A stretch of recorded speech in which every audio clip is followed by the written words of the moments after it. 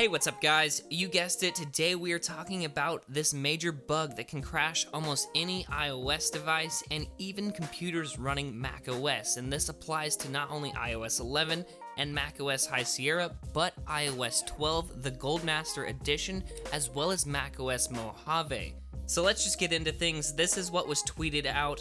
The project is hosted on the creator's GitHub page, and it's the second link right here, which again can pretty much just be copied, and then you can go to your Messages app and send it off to all your friends to crash their iOS device. So if I just paste this in here and send it to myself, again, this one won't crash the iOS device right when it is received. You actually have to open it up because it's a bug within Safari. It's not like previous ones where iOS can't display it.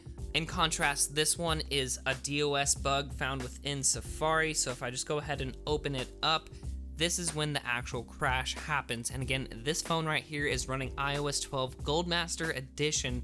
So it's looking like Apple's going to have to patch a few things before they release it. Now, the anticipated release date is actually tomorrow, hopefully right around 10 a.m. So at this time, it's really unclear if this bug is going to delay the release. But in any case, this Golden Master Edition of iOS 12 is now no longer going to be the final product that the public is going to receive on launch day. Again, like I said, I don't know if it's going to be delayed or if Apple's going to have time to patch it before its expected release date being tomorrow.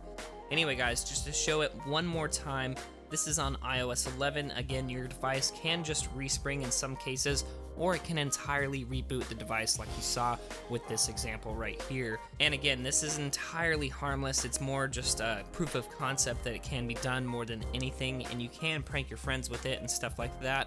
Now, I really wouldn't send this to anybody with a jailbroken phone because in some cases, bugs like these can cause you to restore your entire iOS device. Again, you're not going to break anything with the hardware.